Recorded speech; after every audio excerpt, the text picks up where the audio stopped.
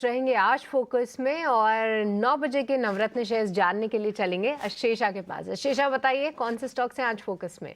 बिल्कुल, सबसे पहले ज़ाहिर तौर पर एचडीएफसी बैंक पर आज स्ट्रीट की नज़र रहेगी। एफआईआई शेयर होल्डिंग 30 जून के हिसाब से बाहर आ चुका है और एफआईआई शेयर होल्डिंग जो पहले 55% के ऊपर था वो अब घट गया है, जिसके चलते एमएससीआई इंडेक्स में कंपनी का वेटेज जो 3.8 के आसपास था वो अब बढ़कर 7.2 से 7.5 हो सकता है, जिसके चलते 3 से 4 बिलियन डॉलर्स के इनफ्लोज इस स्टॉक में दिखाई दे सकते हैं। तो positive price action HDFC bank पर एक्सपेक्टेड है। इसके अलावा केईसी इंटरनेशनल, जहां कंपनी को 1000 करोड़ से ज्यादा के नए ऑर्डर विंस मिले हैं, तो इस स्टॉक पर भी स्ट्रीट की नजर रहेगी। एवेन्यू सुपरमार्ट्स, यहाँ पर ऑपरेशनल अपडेट्स आए हैं। कंपनी ने करीब 13,700 करोड़ के रेवेन्यूज रिपोर्ट किए हैं फर्स्ट क्वार्टर FY25 में, तो करीब 18% का growth year on year basis पर। 6 नए स्टोर्स खोले कंपनी ने फर्स्ट क्वार्टर में, तो ऑपरेशनल अपडेट्स के चलते इस स्टॉक पर भी स्ट्रीट की नज़र रहेगी।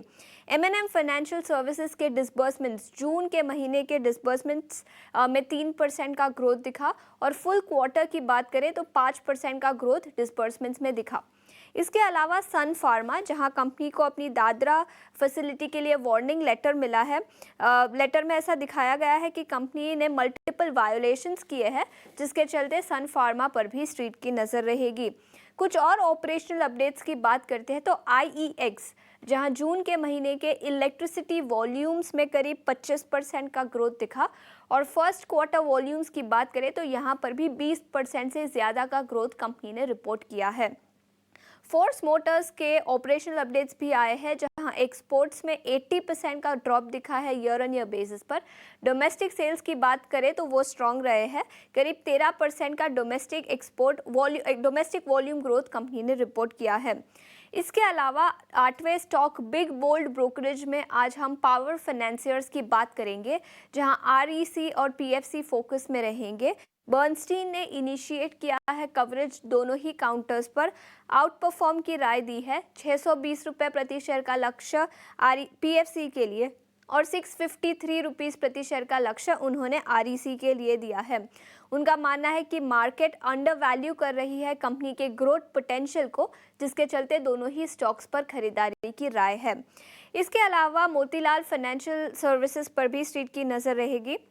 सेबी ने एडमिनिस्ट्रेटिव वार्निंग इश्यू की है इस स्टॉक के लिए, कंपनी के लिए, और सेबी ने कहा है कि छोटे इरेगुलरिटीज़ जो कंपनी रिपोर्ट कर रही है उसके चलते कंपनी को केयरफुल रहना चाहिए। तो इस एडमिनिस्ट्रेटिव वार्निंग के चलते मोतीलाल ओसवाल फाइनेंशियल सर्विसेज में भी एक्शन दिखेगा।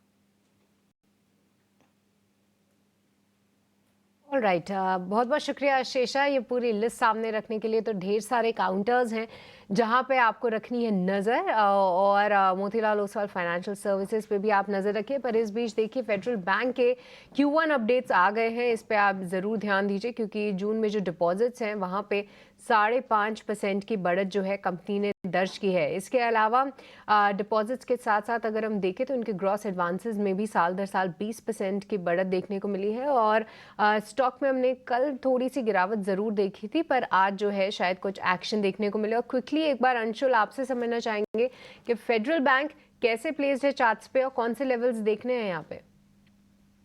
देखिए, बैंकिंग सेक्टर में हल्की सी प्रॉफिट बुकिंग आ रही है, लेकिन फेडरल बैंक में काफी अच्छा कंसोलिडेशन है। उसकी वजह ये 80 दिन का बेस ब्रेकआउट दिया था और अब वापस से बेस ऑन बेस बना रहा है 8 दिन का।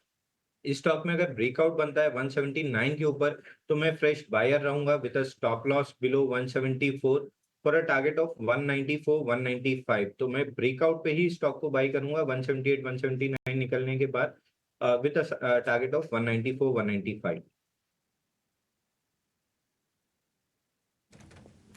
ठीक है।